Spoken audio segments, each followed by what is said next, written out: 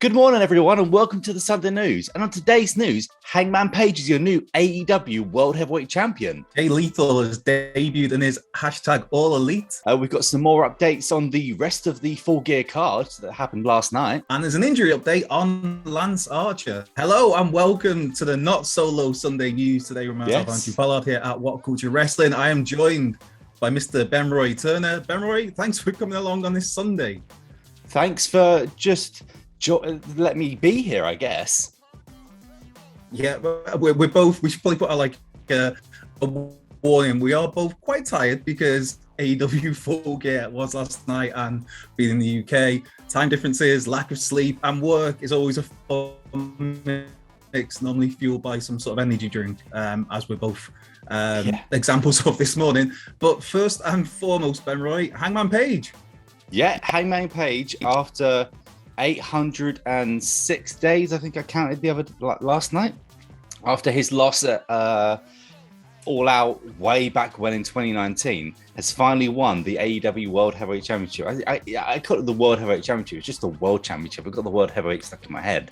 But after all that time, Hangman Page is finally the champion after this long story that I think obviously AEW's longest story that sort of played out from him losing to Jericho, then sort of being tied up with the Elite and breaking up with them, and culminating him to finally beating Kenny Omega on one of their biggest stages. I thought the story leading up to it could be stretched out at times, but this was also meant to happen like last pay-per-view All Out, I guess. And the match went down great. I think the show would have been a lot weaker without this big win on the show. So I'm glad that Hangman, that it was almost extended to this one. And it seemed like the perfect time to pass the torch for a new era of Cowboy Shiznit. What did you think of the match, Andy? Yeah, I loved it. I think I'm a little bit higher on the pay-per-view overall than your good self. But yeah, that main event I thought was great. The finish was great. The way he hit that second buckshot lariat just looked so smooth. Obviously, the kind of the nod from Matt Jackson, like almost like a go on, put him out of his misery sort of thing. It was just lots of coolness. And the match, the entrance, that was really nice. I thought how they did that with what was it, the Target Center, where you see almost like a recollection of this story of Hangman's played out on buildings. It's like, that's a cool idea. Obviously, while he's riding the horse, which makes everything cooler as well. So yeah, I loved it, and I think now it's a case of obviously we know who's waiting in the wings to go after the AEW World title now, Bryan Danielson. But then it's like, what's next for Kenny? How does this work with the Elite? Obviously, there's going to be some sort of fallout from the Bucks' presence at ringside. So yeah, I thought it was a great main event, and it leads to a whole load more questions to be answered over the next few weeks and months. It's a good time. Yeah, I wondered the Elite thing as well. Are we gonna get a face turn out of them, or are some of them gonna splinter off? Because like Nick and Matt almost seemed like they were like, wait, are we going back to the good side? But then they might be talking about spending another £64,000 on trainers next week. So who knows, really? Yeah, to me, I thought the story that's there to write was you don't break up the Elite. This was obviously before Full Gear, and then when Kyle O'Reilly's contract comes up, reportedly next month, I think. And then all you've got to do is wait for Roddy Strong, and you could get some sort of Elite versus Undisputed Era or whatever you would call them. But I don't know what we'll see on this one. But what we will be seeing, or who we will be seeing in AEW going forward, is Jay Lethal. Now, yes. Yeah, it was an interesting one. Obviously introduced to the stage formally. It wasn't like it was a surprise run-in or he's spotted in the audience. Tony Schiavone brought him to the stage at Full Gear. He announced that pronouns pal, Jay Lethal announced that he has officially signed with All Elite Wrestling, and then threw out the challenge to accept Sammy Guevara's challenge for a TNT title shot, which will take place on Wednesday. So there's a lot to break down there. Jay Lethal in AEW first and foremost. Is this a big get for you, or how are you feeling about Jay Lethal? It's weird because one, I was like, is there an open challenge? Have you just not been watching the show and just thought it was a mirror thing? Or because everyone seems to have done an open challenge, I think, since they won the belt. I mean, Miro didn't necessarily have an open challenge, but he was just like openly wrecking people. Jay Lethal's a weird one because I'm an old I guess you would say old school at this point, which makes me feel sad and old. TNA fan way back when Christian debuted, that sort of drew me in. And one of the characters, the wrestlers on that brand at the time, was Jay Lethal. That really, I loved the Black Machismo, and I love that they sort of brung him out to Black Machismo-esque, Macho Man-esque music. And Jay Lethal's great. I love him in the ring. He was at the All In. All the way back when, you say way back when now, it's because that was also 100 years ago at this point. It's weird because I just feel like he'll be a classic sort of AEW sort of debut for a lot of people. I'd say at this level, like they come in, they'll have like matches for 6 weeks and then they sort of fade into the mist for a bit and then come back. I'm not against it. Jay Lethal's a great talent, so I would love to see what AEW can do with him and what he can sort of do on a bigger stage after being with Ring of Honor for quite a while now.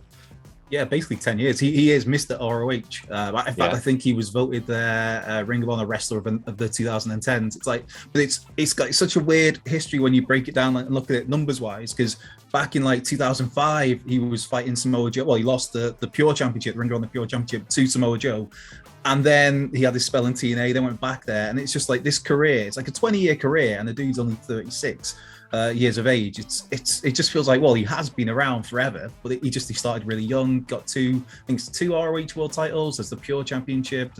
I really enjoyed the Foundation stuff he was doing with Jonathan Gresham and Hot Sauce and Rhett Titus in recent years. And part of me is sad that that's not good. I mean, they could follow him over to AEW, but it's I think this is the first of many Ring of Honor alumnus that we'll be seeing in AEW, because obviously Ring of Honor, it's the awful news that they're basically kind of closing their doors by the end of the year, then having a hiatus in the first quarter of next year, and then relaunching as what just seems like a regular indie. So there's going to be a lot of people popping up, and I mean, Jay Lethal's a first. Maybe we get, I don't know, the Briscoes or something. It's an interesting one. I think I kind of agree with what you're saying about how Jay Lethal will be used, whether it's a case of probably will be he'll be on TV for a few weeks, and then you used a really good word before we started recording this about how they kind of cycle in and out talents. And yeah, you guarantee good matches with Jay Lethal. I'd be interested to see like what position he's in, if it is like that TNT title or there's something a bit higher for him. Yeah. And I just look forward to see what happens with Jay, but we should probably maybe run down some of the more notable things that happened on the card at Full Gear. Mainly MJF beating Darby Allin with a side headlock, which was glorious, I would think. I don't know if there's much more to say about the match. It was just sort of like a weird sort of like mish of styles, and it seemed like more of an MJF match than anything else. Did this match do it for you? It did. And I think it's because I like Darby Allin and I like his style, but I think it's more because it was an MJF match. I think that's a really good way to put it. It was more about body parts and selling, and obviously getting the cheap underhand win with the dynamite diamond ring shot and then the side headlock. So yeah, I really dug this match. It was probably what I thought one of the better matches on the card, and I thought most of the matches were good as well. But yeah, definitely tick boxes for me. Some of the other matches on the card, let's just have a look at them, and I'll just bounce around through them as I am ill prepared here and I lost the thing. We had the buy-in. That was fine. For the buy-in, we had Nyla Rose and Jamie Hayter losing to Thunder Rosa and Hikaru Shida, which was sort of obvious. We had another tag match later on in the card. I'm just going to go in any sort of order that I please, and then I'll just say if you want to jump at any point, Andy, at the end. Pac and Cody beat Malachi and Andrade. I mean, again, this was one of those matches that made it feel more like an episode of Dynamite to me at times, where I feel like you could have just sort of like trimmed that off and given other matches room to breathe. Especially as Andrade seemed to take about half an hour of his entrance, and then everyone else had to sort of rush out, and from there it felt like parts of the show were being rushed. We had Lucha Bros defeating FTR, but they pinged the wrong member of FTR, and they tried to make out that they were confused because they were both wearing masks, even though one's got a massive back tattoo. So And a I mullet. don't, yeah, and I don't know if that sort of worked for me as well. We had the super click losing to Jungle Boy, Luchasaurus, and Christian Cage, which was fine, but I was worried because Matt Jackson took a concerto and then was just around at the end of the show. I feel like concertos, I don't know if this happened or if I'm just me man chanting at the clouds, but I thought if you got a concerto, you sort of done in for a while. But we've had like Adam Cole get one and then wrestle 3 days later, sort of thing. So I guess it's just me thinking the concerto is a bit too powerful than it used to be. Daniel Bryan beat Miro to progress through. I think Daniel Bryan was always going to win, whether it is Miro or Jon Moxley. Did that match? That was one of the sort of bets. I liked how much of a struggle that was at times, and even though there was sort of like a few fumbles, for to get added to it. What do you think, Andy?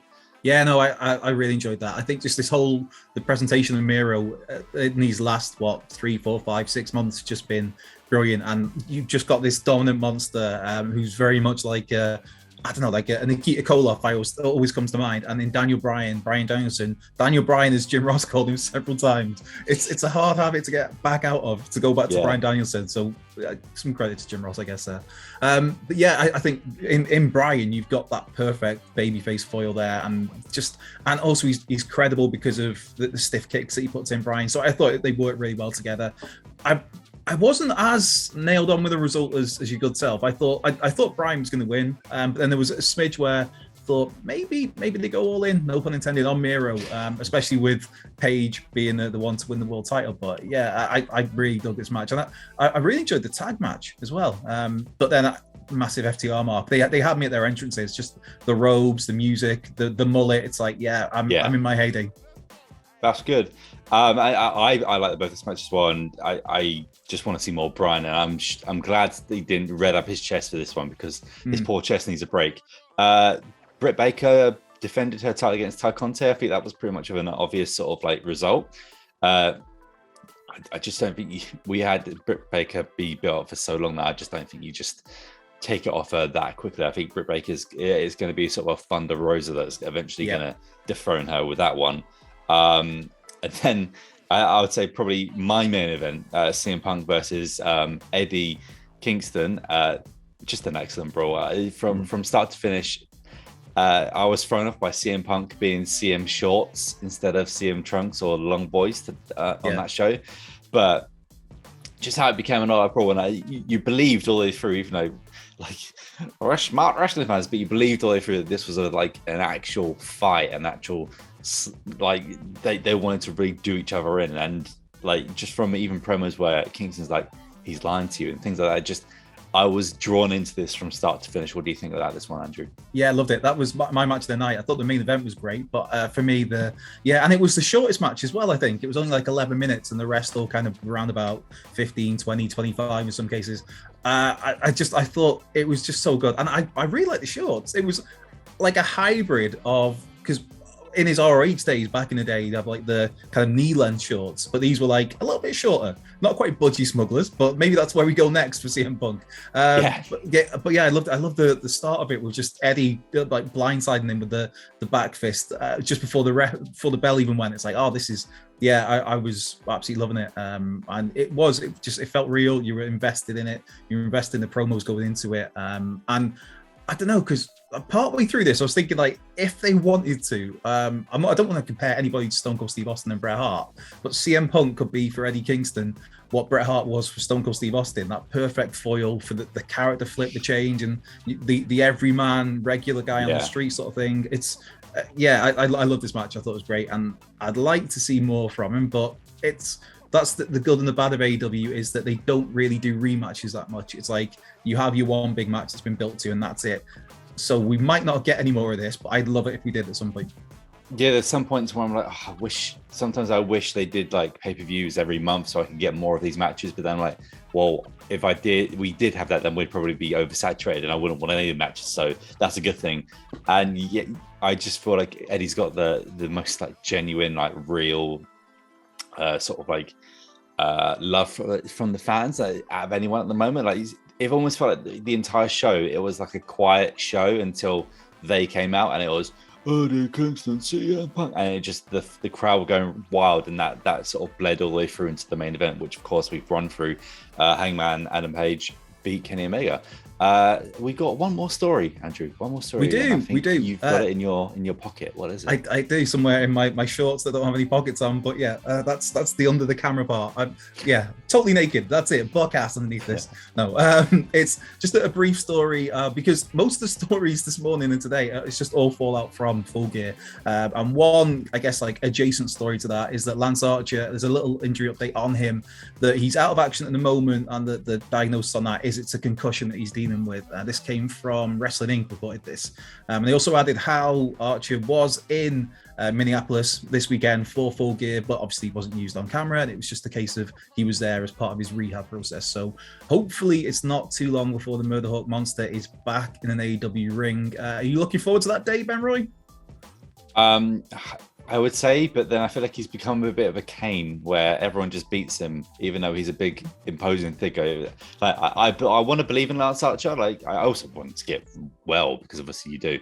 But at this point, I feel like someone like a Miro and all that have taken his storm as being the big monstery man that destroys everyone. So I need Lance Archer to get some wins and win something important, if that makes sense. Yeah, I think they got. There was that kind of that drop off when he lost the TNT title match against Cody. That kind of took loads of momentum out of him, and then they got it back, and then he beat Moxley for the IWGP US title. And you're thinking, oh, this is cool. And obviously he lost that to Tanahashi, and then it's interesting to see where they go with Lance Archer when he comes back, and hopefully that is sooner rather than later, and hopefully it's a full recovery. He did say that it seems to be he'll be getting the full recovery, and it could have been a lot worse because it was a horrible landing he had from a moonsault against Eddie Kingston in, I think that was the first title tournament match, or one of the ones anyway. But yeah, that's pretty much it, unless you've got any other little snippets you'd like to add, Ben Roy? No, that's the news, I would say. That is the news. Yeah. Who's going to intro that? I guess we're just going to find out who's going to outro this thing. But I guess thanks everyone for watching. This has been the Sunday news. I'm taking over Andrew's videos. I would try to scramble out of this and go back to bed. Don't forget to like, share, and subscribe, and all that lovely jazz. You can follow Andrew on Twitter at Cultured Left Peg, and you can follow me at Ben Roy Turner, and you can follow all of us at What Culture is it? Well, we What Culture WWE these days. We are What Culture WWE. I never outro these ones. I'm always doing like game stuff. So yeah, you can follow us all at What Culture WWE. Anyway, until next Sunday, when inevitably it'll just be me, Andrew, just floating about after. Well, actually, it won't be, because these AEW pay-per-views are not going to be always a Saturday. So and next week I'm not here again. No, yeah, next week I'm off as well. I'll be interviewing Bret Hart next weekend in Telford at Wales Comic Con. That's my next weekend. Make sure you give him a little kiss for me, and until next time, goodbye.